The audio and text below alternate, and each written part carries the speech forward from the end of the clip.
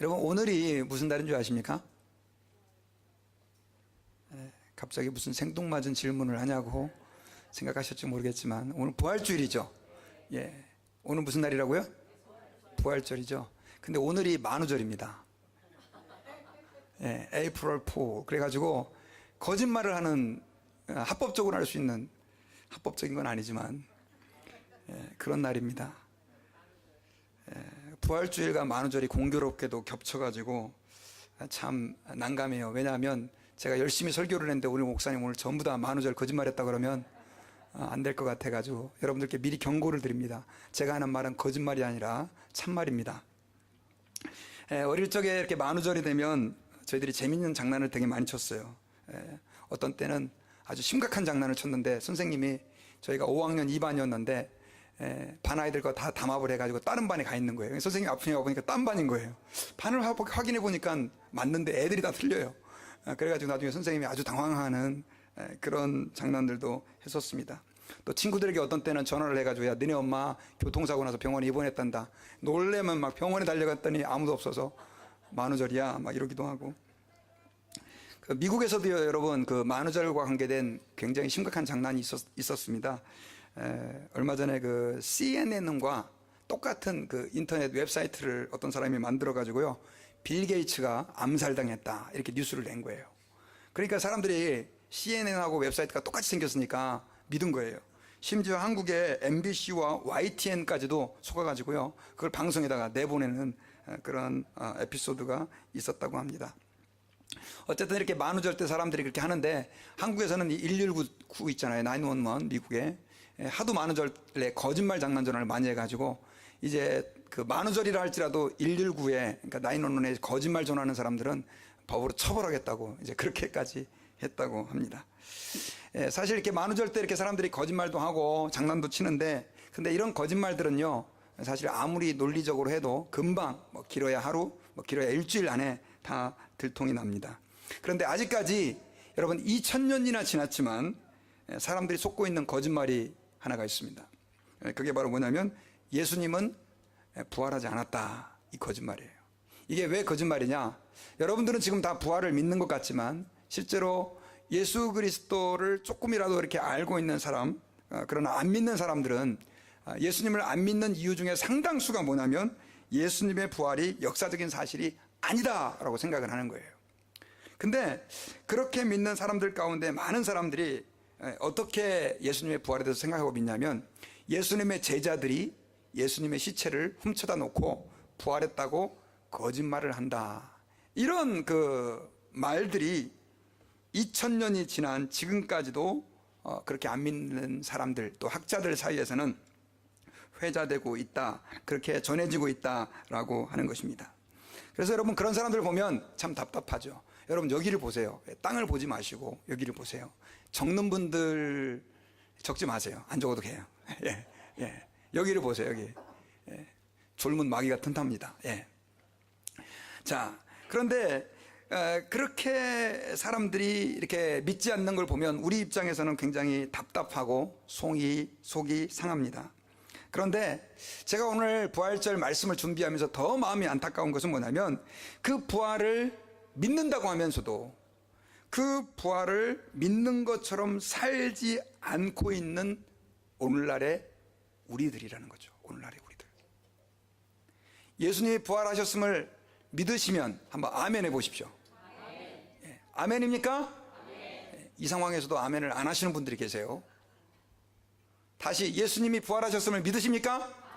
예, 우린 믿습니다. 그런데도 이 부활하심을 2000년 전에 일어났던 머나먼 그런 이야기로만 생각을 하고, 그 예수님의 부활이 오늘날 우리하고 아무 상관도 없는 것처럼 그렇게 살아가는 크리스천들이 너무 많다는 거죠. 안 믿는 사람을 향하여 아유 저 부활도 안 믿는 것들 하면서 손가락질하지만, 정작 오늘날 내 삶에서 부활하신 예수님은 보이지 않는 그런 사람들이 너무 많다는 거예요. 저는 여러분들이 이번 부활주일, 2018년도 부활주일을 통해서 예수님이 2000년 전에만 그냥 부활하셨다더라, 무슨 뭐 산신령이 도끼 꺼내준 그런 이야기처럼 그렇게 받아들이지 마시고, 그 부활의 주님이 오늘 이 순간 저와 여러분들의 삶 속에서 살아 역사하시는 그런 주님으로 만나주는 축복이 있으시기를 바랍니다. 그래서 저는 여러분 다른 얘기보다 오늘은 좀 성경 얘기를 좀 많이 하려고 그래요. 제가 평상시도 요즘에는 성경 스토리를 많이 얘기하는데 의외로 많은 사람들이 예수님이 부활한 그 시간들 또 사건들을 잘 모르는 사람이 많아요. 왜냐하면 저도 설교하면서 뭐 교인들이 이 정도는 다 알겠지 하고 생각을 하면서 부활할 때 우리가 어떤 마음으로 우리가 부활을 받아들여야 될지 이런 걸 위주로 얘기하다 보니까 부활 사건 자체를 몰라요.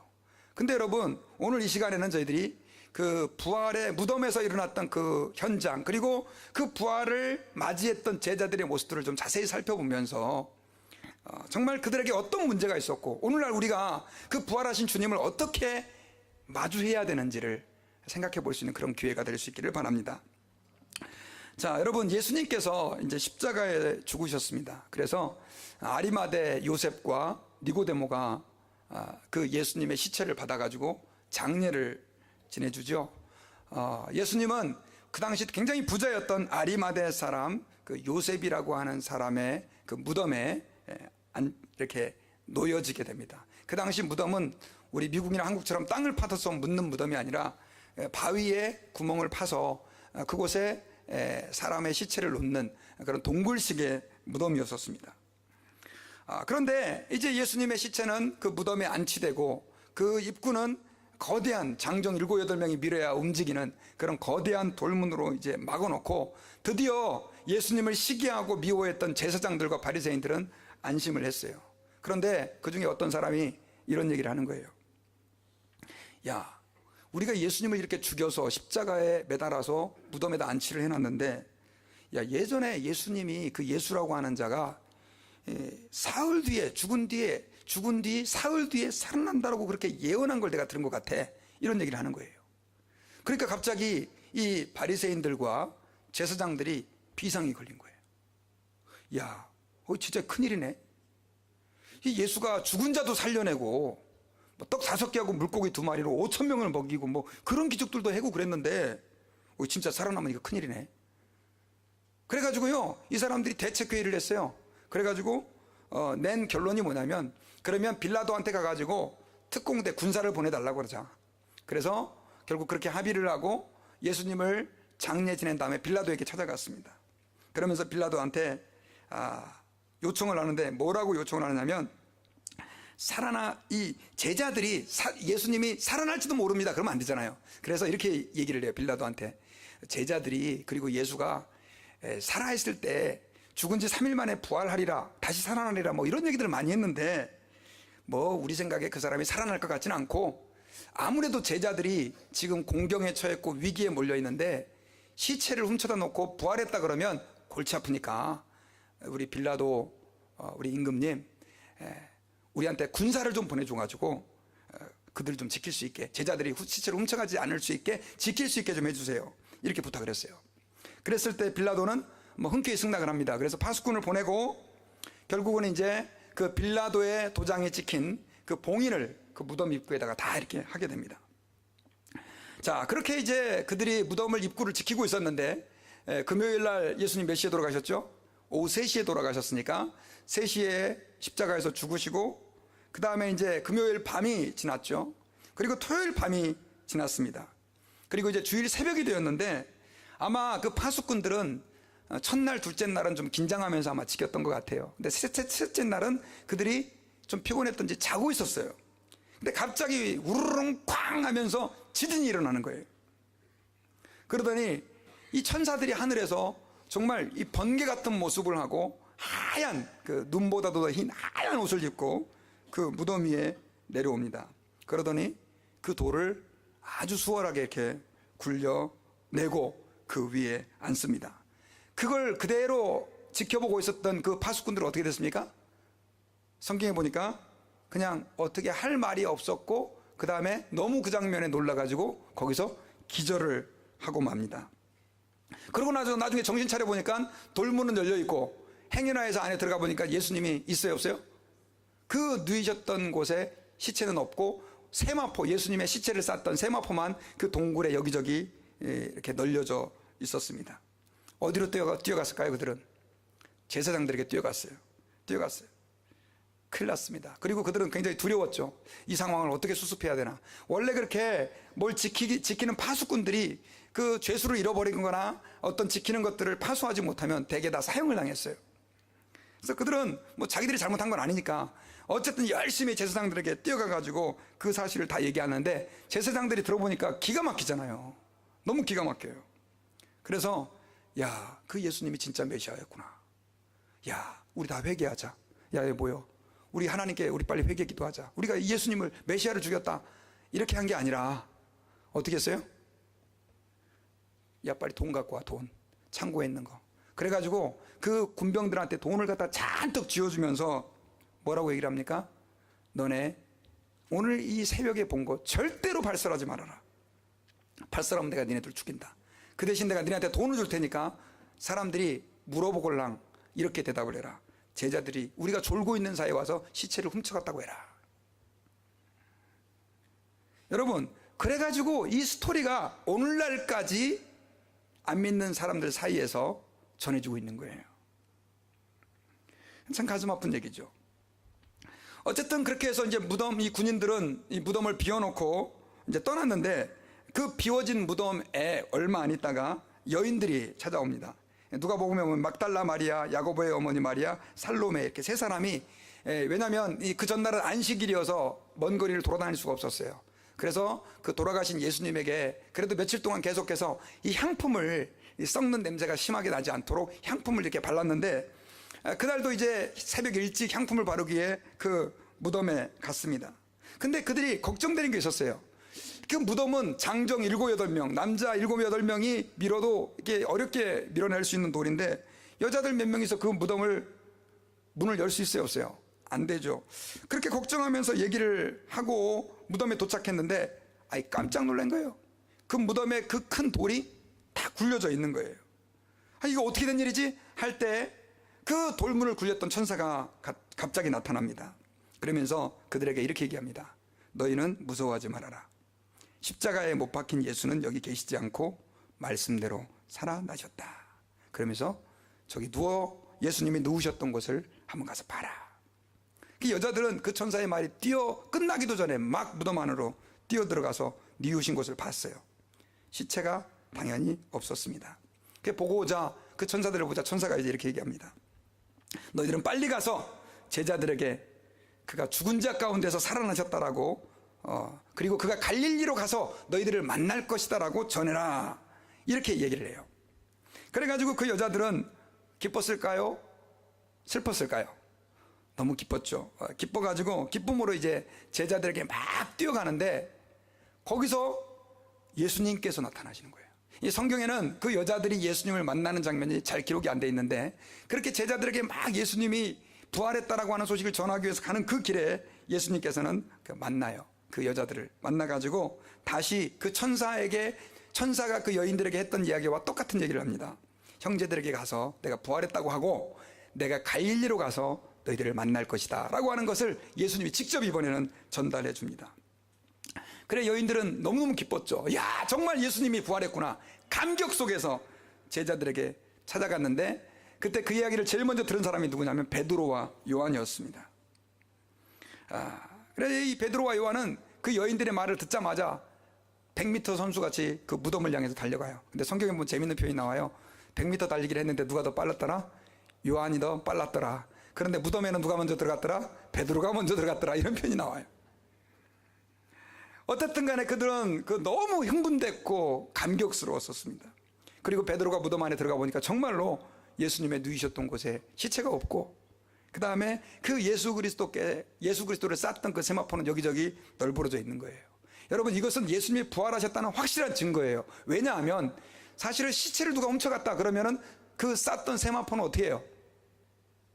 벗겨서 시체를 가져갔겠어요? 같이 가져가죠. 그러니까는 이 세마포 자체가 예수 그리스도께서 부활하셨다는 것을 확실하게 보여주는 거예요. 그래가지고 그들도 너무 기뻤는데, 근데 문제는 그렇게 예수 그리스도의 그 현장, 그 비어있는 무덤을 보고, 그 다음 또 여자들을 통해서 예수님이 부활한 예수님을 만났다라고 하는 이야기를 다른 제자들이 들었는데도 불구하고 여기서부터 문제가 있는 거예요. 뭐가 문제냐면 부활을 믿지를 않은 것입니다. 여러분 같았으면 믿겠어요, 안 믿겠어요? 대답을 안 하시네요. 제자들도 안 믿었다는데 내가 믿는다 그러면 제자들보다 나은 사람이 될까 걱정돼서 그러시나요? 저 같았으면 그냥 믿을 것 같은데 제자들은 안 믿었어요. 안 믿었어요. 어쨌든 간에 그 베드로와 요한에는 이제 다시 다른 제자들이 있는 곳으로 돌아가고 그리고 이제 거기에 그 무덤에 여전히 한 여인이 남겨져 있었어요. 그 여인이 누구냐면 바로 막달라 마리아라고 하는 여인이에요. 이 여인은 그 전에 귀신이 7개나 들어가가지고 7마리인가요? 귀신은 7마리라고 해야 됩니까? 7사람이라고 할 수는 없고 귀신이 7개나 들어가가지고 그렇게 고통당하고 있을 때 예수님께서 그 마리아의 귀신 들린 그 상태에서 건져내 주신 그런 은혜를 입은 여인이었어요. 근데 이 여인은 그런 모든 장면을 보고도 정말 예수님이 없어진 것 자체에 대해서 너무 슬퍼하고 그것에 대해서 울고 있었어요. 그러니까 천사가 또 나타납니다. 나타나가지고 여자여 왜 우느냐. 그러니까 이 여자는 그게 예수님인지 전혀 생각하지 못하고 그 무덤을 관리하는 관리인인 줄 아는 거예요. 동산직인 줄 아는 거예요. 그러면서 그 여인이 그 예수님의 얼굴을 채 보지도 않고 혹시 만약에 당신이 예수님의 시체를 옮겨갔거들랑 어디에 둔지 나한테 좀 얘기 좀 해줄 수 있겠습니까? 이렇게 얘기를 해요. 그랬을 때 예수님께서 마리아야 라고 부르시니까 그때서야 이 여자가 눈이 열려가지고 예수님을 보게 되고 너무 기뻐서 예수님을 붙잡으려고 그러니까 예수님께서 잡지 말아라. 나는 아직 승천을 안 했다. 이런 좀 애매한 말씀을 하셨죠. 그래가지고 이 막달라가 너무 기뻤죠. 그래서 다시 그 막달라 마리아가 제자들이 있는 곳에 또 뛰어갑니다. 뛰어가가지고 그 제자들에게 내가 부활한 예수님을 만났다.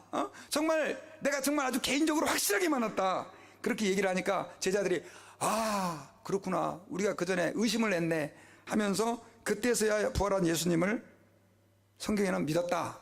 이렇게 안 돼 있어요. 성경에는 뭐라고 돼 있냐면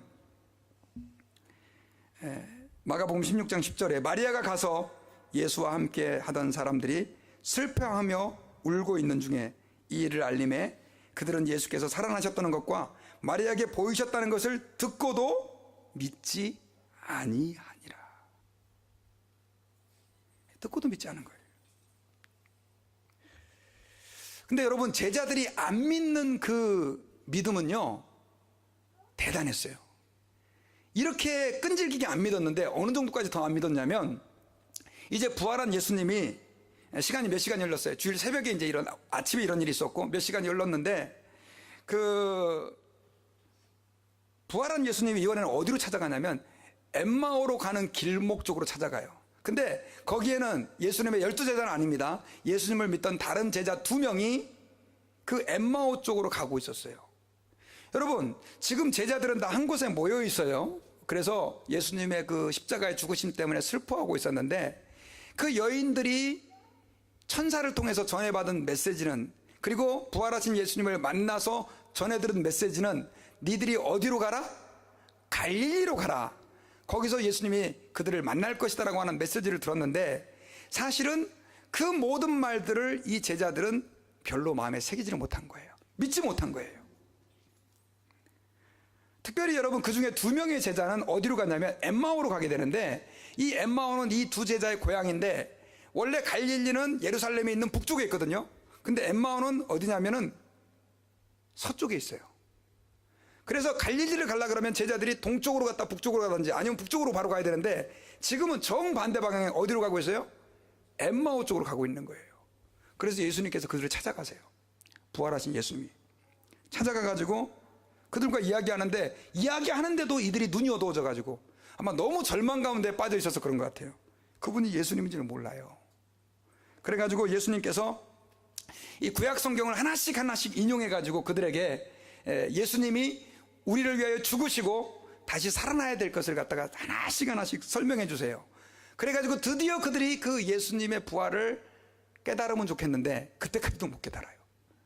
그러다가 이 얘기를 듣다 보니까 너무 이 사람들이 은혜를 받은 거예요. 그래가지고 그 자기하고 얘기하는 그 예수님, 아마 제가 볼 때 예수님의 부활한 모습이 생전의 모습과 그대로 똑같지는 않았던 것 같아요. 약간 뭔가 달랐던 것 같아요.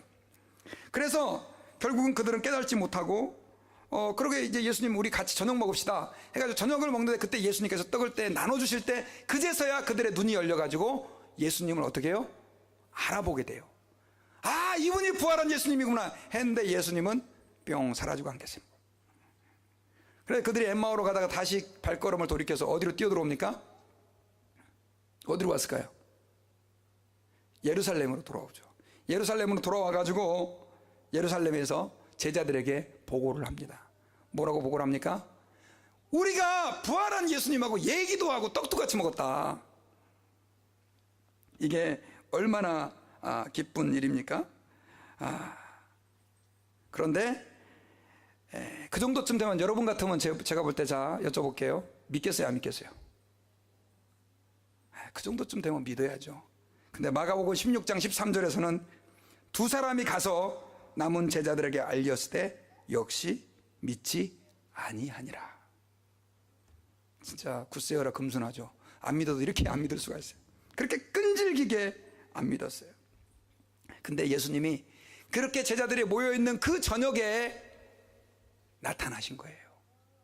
이제는 제자들이 다 모여있는 게 나타나가지고 예수님께서 그들에게 자기 모습을 직접 보여주시고 오늘 본문이 바로 그들이 모여있는 곳에 특별히 예수님이 부활한 주일 저녁에 그곳에 나타나신 그 장면을 소개해 주는 거예요. 하도 안 믿으니까 먹을 거 있냐? 줘봐라. 그러면서 먹을 것을 보여주시는 거예요. 먹여주시는 거예요. 야, 영은 살과 뼈가 없는데 나는 있지 않냐? 그러면서 먹는 거 보여주시고 그러면서 그들에게 계속해서 어떻게 해요? 믿으라, 믿으라, 믿으라 라고 말씀을 해주는 거예요. 근데 여러분 성경에는 참 또 아이러니한 게 뭐냐면 그 자리에 누가 없었냐면 도마가 없었어요. 나중에는 제자들이 없는 사이에 도마가 와가지고 예수님이 야 우리 같이 모여있는 곳에 오셔갖고 밥도 먹었다 그랬더니 야 헛소리 하지 마. 나는 내 눈으로 직접 보고 그의 손가락에 손에 못자국을 만져보고 허리에 창자국을 만져보지 않으면 못 믿겠다. 그러니까 나중에 예수님께서 어떻게 합니까? 한 일주일 뒤에 다시 도마가 있는 곳에 나타나가지고 뭐라고 그럽니까? 보지 않고 믿는 자가 복되다. 그러면서 자꾸 믿으라고 하는 거예요. 여러분 제가 여러분들에게 지금 예수님의 부활한 그 이야기들을 길게 해드렸어요. 이건 성경에 나온 걸 제가 4개의 복음서에 나온 거를 갖다가 시간 순으로 정리를 해서 여러분들에게 알려드린 거예요. 뭐 제 얘기가 하나도 없습니다. 자, 근데 여러분 이 말씀에서 여러분들은 뭘 느끼셨어요? 제자들의 모습을 보면서 뭐가 느껴집니까? 그들은 정말 믿음이 없습니다. 어떻게 그렇게 안 믿을 수 있을까? 여러분 예수님은 제자들에게 그분이 살아계시면서 너무나 자주 자신의 죽음과 부활에 대해서 예언을 했어요, 안 했어요? 했잖아요. 그런데 그들은 그 예수님의 말씀을 그때도 안 믿었고 실제로 지금 여자들이 와서 그리고 마리아가 와서 얘기하고 엠마오로 가는 두 제자가 만나가지고 얘기를 하는데도 불구하고 안 믿었고 그 다음에 이 도마라고 하는 사람은 진짜 끈덕지게 안 믿죠. 여러분 도마 죄송한데 토마스 이름은 좀 별로 안 좋아요. 이 영어로 토마스 이름이에요. 토마스. 예전에 우리 토마스 집사님 있었는데 그건 아닙니다. 자, 토마스, 도마. 그렇게 징그럽게 안 믿는 사람의 대명사가 누구냐? 바로 이 도마예요. 11제자가 다 보고 다른 제자까지 다 봤다고 얘기하는데도 끝까지 안 믿잖아요. 그럼 여러분들에게 한번 여쭤볼게요. 제자들은 왜 그렇게 안 믿었을까요? 여기에 중요한 키워드가 있어요. 포인트가 있어요. 여러분 그들은 자기들의 눈으로 예수님이 죽는 걸 봤기 때문이에요. 우리는 그냥 예수님이 죽었다더라 뭐 듣고 부활했다더라 그냥 들었지만 그들은 자기들의 눈으로 직접 예수님이 죽는 걸 다 목격을 한 거예요. 그리고 자기들의 생각으로는 죽은 사람은 살아날 수가 없어요. 그래서 그들은 예수님이 부활했다는 얘기를 그렇게 듣고도 믿지를 않은 것이다 라고 하는 것입니다. 그렇게 믿음이 없는 사람 같으면 죄송한데 제가 만약 하나님이면 저렇게 믿음 없는 놈들하고 난 상종하네 하면서 버렸을 거예요. 그렇지 않습니까 여러분? 그런데 예수님은 어떻게 하셨어요? 쫓아다니면서 부활해가지고 야야 나 부활했다. 나 부활했다. 야 봐 이거 먹는 거 봐. 제가 예수님의 부활을 좀 요번에 진짜 이 4개 복음서를 사건 중심으로 계속 봤더니 여러분, 제 말이 맞아요, 틀려요? 나 부활했어. 봐, 먹는 거 봐봐, 먹는 거. 부활했잖아. 야, 만져봐. 이게 지금 예수님의 부활하신 이후의 행적이라니까요. 저 같으면 답답해하고 이런 믿음 없는 놈들 싹 지옥에 가라. 그럴 거예요. 그러면 여러분, 예수님이 왜 그렇게 믿으라고 했냐는 거예요. 왜 그렇게? 왜 그렇게? 여러분, 주님의 부활을 믿는다라고 하는 것은요, 글쎄 그들은 예수님이 죽었다 살아나신 사실 자체를 믿기가 힘들었었어요. 근데 우리는 예수님이 죽었다 살아났습니까? 믿습니까? 그러면 여러분들은 아멘 다 하잖아요. 근데 그렇게 따지면 우리는 제자들보다 훨씬 믿음이 좋아 보이잖아요. 그래요, 안 그래요? 근데 치명적인 문제점이 있어요. 우리는 너무 쉽게 덮어놓고 믿는다는 거예요. 쉽게 덮어놓고 믿는 거. 그리고 우리의 그 믿음을, 부활에 대한 믿음을 우리는 어떻게 생각하냐면요, 예수님이 2000년 전에 십자가에 못 박혀 죽으시고 3일 만에 다시 부활하셨대. 할렐루야. 그리고 끝이에요. 이게 무슨 그리스 로마 신화에 나오는 뭐 신이 죽었다 살아났대, 그런 얘기하고 뭐 별로 그렇게 차이 안 느껴지는 거예요. 제가 왜 이렇게 얘기를 하냐면, 부활을 정말 믿는다면 우리가 이렇게 살 수가 없어요, 여러분요. 예수님의 부활을 믿는다면 우리가 이렇게 살 수가 없다니까요. 예수님의 부활을 믿는 사람이 주일날 예배 한번 오는 게 힘듭니까, 여러분? 예수님의 부활을 믿는 사람이, 그분이 나를 위하여 십자가에 죽으시고 부활하셨다는 것을 믿는 사람이 옆에 예수님을 몰라 지옥 가고 있는 그 사람을 보고도 전혀 불쌍한 마음이 안 느껴집니까? 교회에서 성경 읽기 대회 해가지고 성경 좀 읽으세요, 성경 좀 읽으세요 해야지 목사님에게 큰 인심 쓰는 것처럼 읽어주는, 죄송한데 그런 분들이 정말 부활을 믿는 사람일까요?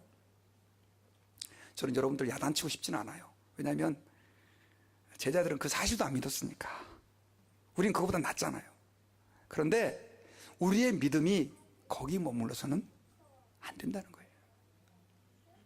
여러분, 제자들이 그렇게 안 믿다가 부활하신 그 예수님을 만나서 그들이 인생이 달라져 버리잖아요. 베드로는 그 부활하신 예수님을 만나고 나서도 처음에는 고기 잡으러 그렇게 자기 생업으로 돌아갔다가 다시 예수님이 찾아오잖아요. 그래서 나중에 어떻게 됩니까? 오순절 마가의 다락방에 모여 기도하다 성령 충만을 받고 자기의 생명을 주를 위해 드리잖아요. 자기 생명을.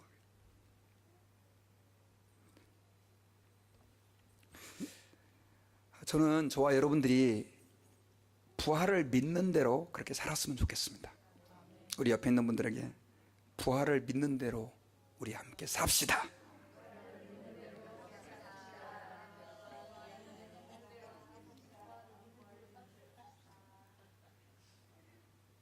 여러분, 예수 그리스도는 사망 권세를 이기시고 부활하셨어요.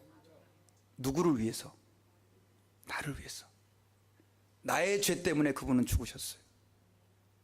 그리고 나의 의를 위하여 내가 하나님의 자녀로 하나님께 인정받는 사람으로 세워지기 위해 그분은 부활하셨다는 사실을 기억해야 됩니다. 이건 기독교의 어떤 교리가 아닙니다. 교리는 교리죠. 나의 삶과 상관이 없는 그런 교리가 아니라 실제로 저와 여러분들의 삶 속에서 우리의 인생의 목표를 바꾸는 진리라고 하는 거예요. 진리.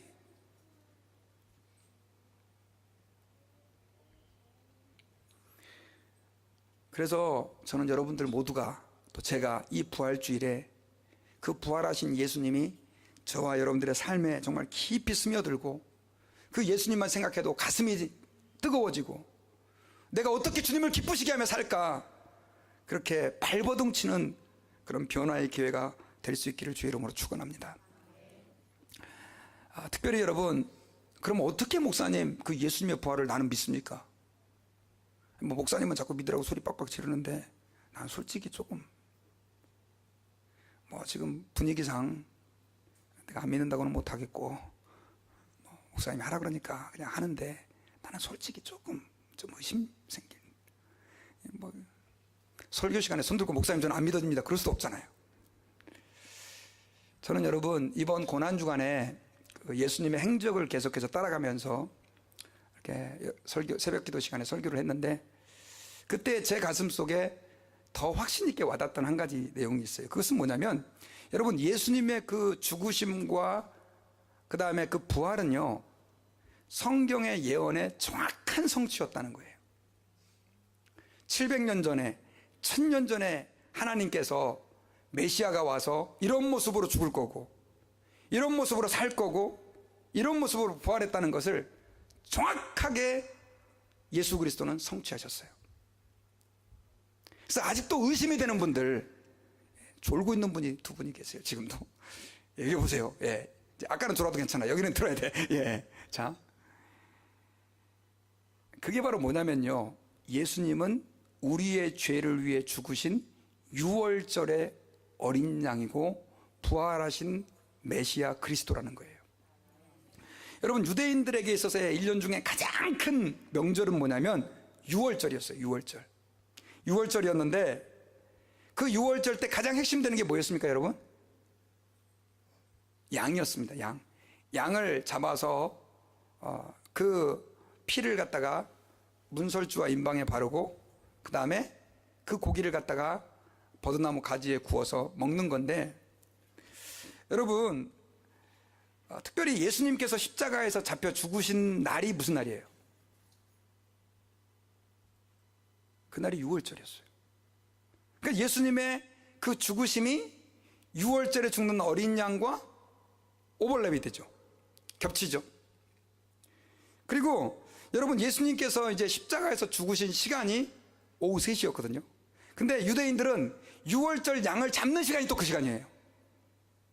시간까지 일치가 되잖아요. 또 여러분 이 예수님께서 십자가에서 죽으실 때 다른 강도들은요 뼈를 다 꺾었어요. 왜 뼈를 꺾었을까요? 죽음을 확인하기 위해서. 근데 예수님은 뼈를 꺾지 않았어요. 이미 죽은 것이 확실시 되었기 때문에.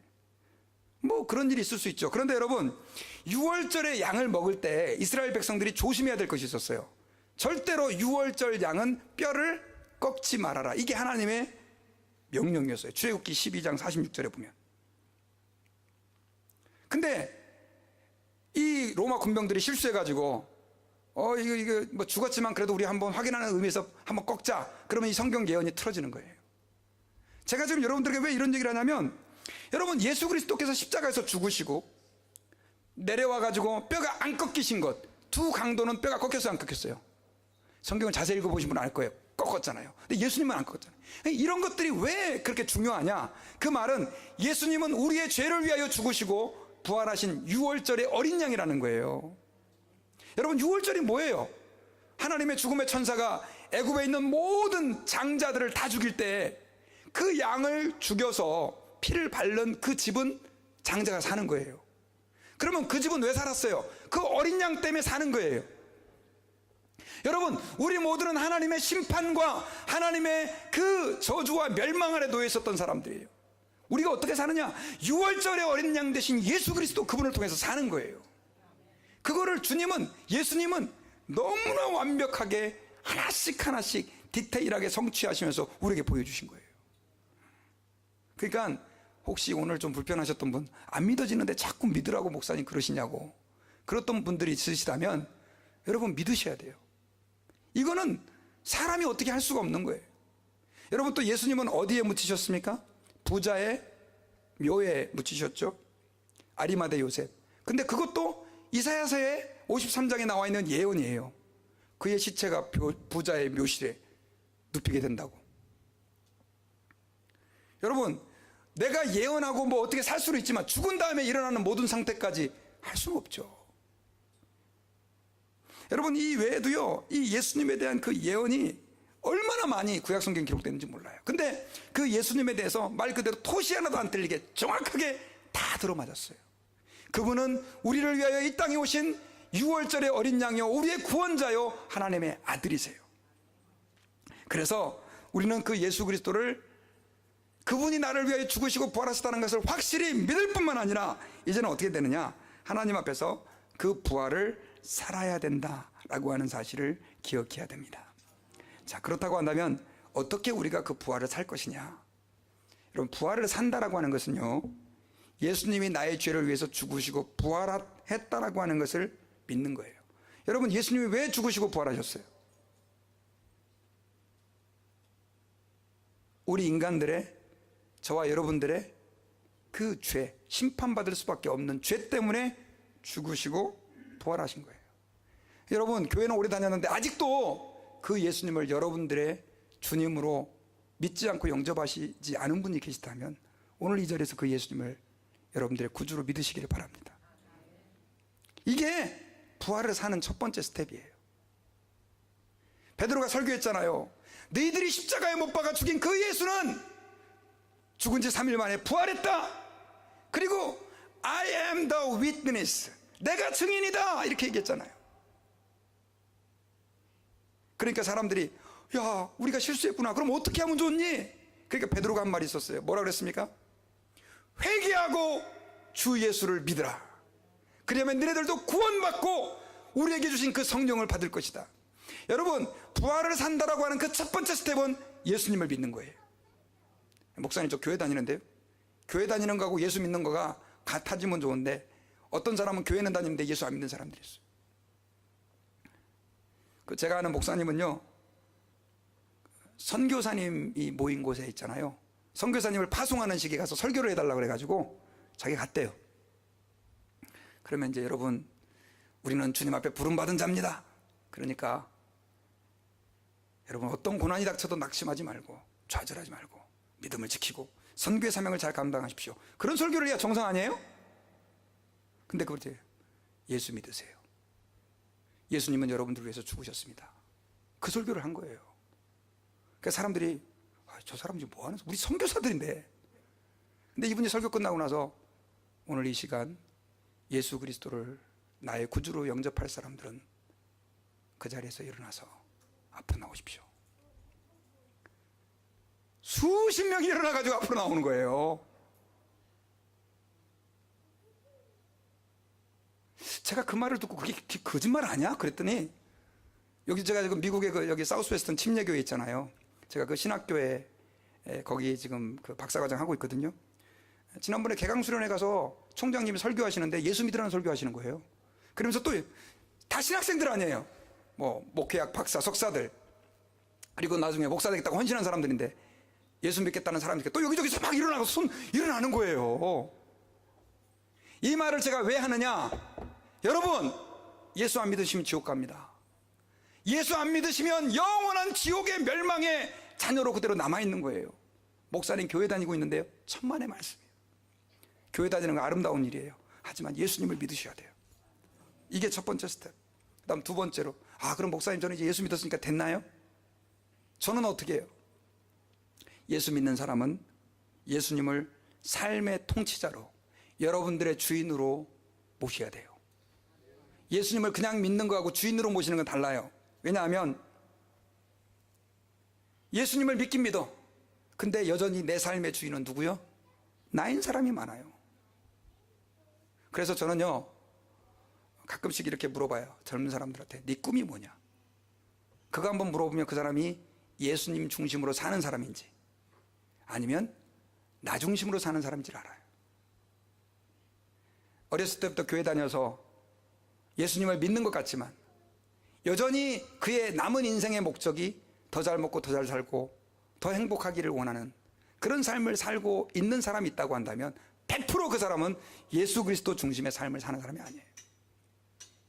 저도 여러분 그렇게 살다가요, 예수님을 만나보니까 바뀌는 게 있습니다. 그게 뭐냐면, 자, 그 전까지는 내가 행복한 게 내 인생의 가장 중요한 목적이었어요. 누가 행복한 게? 내가. 근데 예수님을 내 삶의 주인으로 모시고 나서는 주님을 기쁘시게 해드려야 된다는 것이 내 삶의 목적으로 바뀐 거예요. 다 선교사 되고 목사 되고 그러라는 거 아니에요. 여러분들이 속한 직장에서, 가정에서 어떻게 하면 내가 주님을 기쁘시게 할까? 그것이 바로 예수 그리스도를 주인으로 모신 사람의 부활의 삶이다라고 하는 것입니다. 그리고 끝으로 그 부활하신 주님을 이웃들에게 전하는 거예요. 여러분, 올해 우리 교회 표가 한 사람이 한 영혼을 입니다. 여러분, 나는 예수 믿은 지 5년이 되고 10년이 됐는데도 나를 통하여 예수께 돌아온 사람이 한 명도 없다. 죄송한데 회개해야 됩니다. 회개해야 돼요. 주님의 제자들은요, 자기만 예수 믿고 편안하게 살면 됐었어요. 하지만 그들은 안 믿는 사람, 예수님을 반대하는 사람들에게 예수님을 전하다가 다 순교했잖아요. 주님이 저는 여러분들에게 다 순교하라고 하진 않아요. 그러나 주님이 정말 나의 주님이고 그분이 나의 구원과 나의 그 자녀됨을 위하여 죽으시고 부활하신 것을 믿는다면 전해야죠. 그렇지 않겠어요? 그래서 오늘 달걀 가져가셔가지고 집에 가가지고 몰래 딱 깨먹고, 이거 오늘 달걀에 소금이 좀 덜 들어갔네, 이게 반숙이 난 좋은데 이거 완숙이야 완숙. 그러지 마시고 반숙인지 완숙인지도 잘 몰라요. 지금 잘 익었는지. 어쨌든 하나님 앞에서 여러분 복음을 전하는 기회가 되시길 바라요.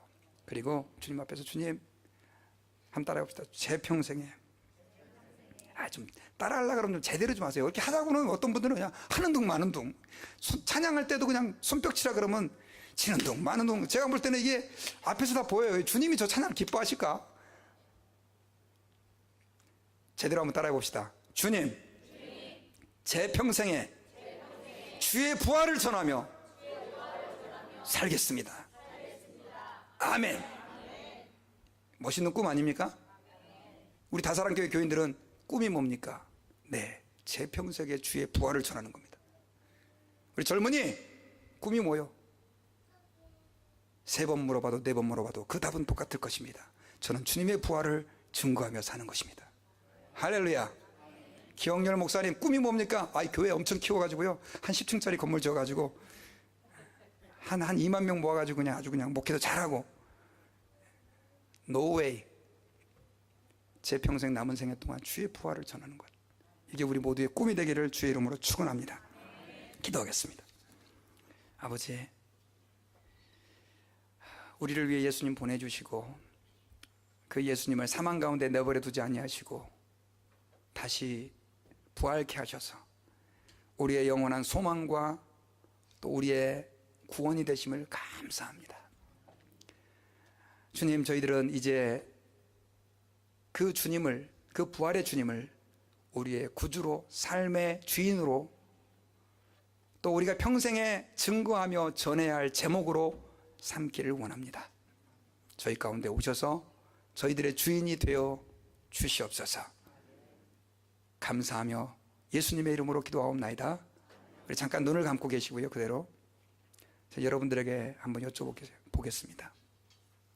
여러분들은 예수님을, 죽으시고 부활한 그 예수님을 정말 여러분들의 구주로 믿습니까?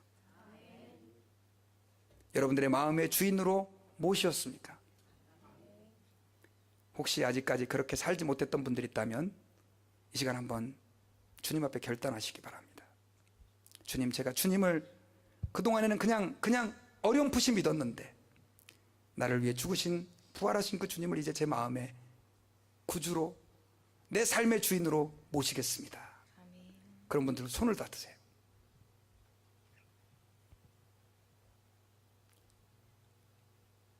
손 다 드세요. 그리고 한번 따라서 기도합니다. 주님, 저는 죄인입니다. 주님, 저는 죄인입니다. 믿음이 없는 사람입니다.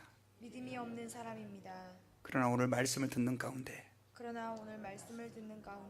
주님이 나를 위해 죽으시고 주님이 나를 위해 죽으시고 나를 위해 부활하심을 들었습니다. 저는 제 마음의 문을 열고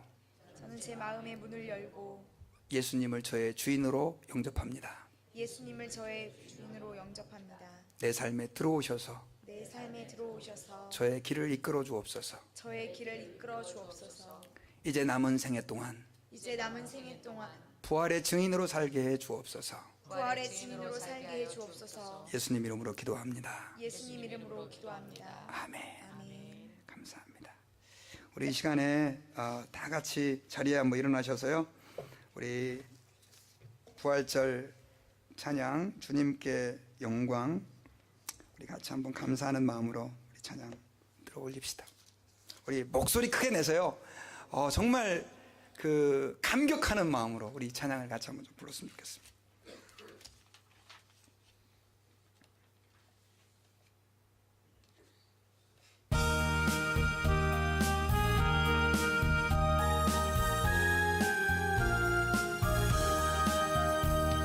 주님께 영광, 다시 사신 사망 권세 모두, 사망 권세 모두 이기시, 흰 옷 입은 천사, 흰 옷 입은 천사, 돌을 옮겨 누우셨던 곳은 누우셨던 곳, 비어있었네, 비어있었네. 주님께 영광, 다시 사신 사망 권세 모두, 사망 권세 모두 이기시었네. 부활의 주님, 부활의 주님 나타나시, 두려움과 의심, 두려움과 의심 물리치, 주의 교회 기뻐, 주의 교회 찬송하여라, 찬송하여. 다시 사신 주님, 다시 사신 주, 죽음 이겼네, 죽음 이겼네. 우리 목소리 높여 주님께 영광, 다시 사신 사망 권세 모두, 사망 권세 모두 이기시, 생명의 임금, 생명의 힘, 영광의 주님, 영광의 주. 주님 없는 삶은, 주님 없는 삶 헛될 뿐이라, 헛될 뿐. 주의 사랑으로, 주의 사랑을 세상 이기고, 세상 이기, 요단 건너 본향, 요단 건너 보, 가게 하소서, 가게 아멘. 주님께 영, 다시 사신, 다시 사신 주, 사망 권세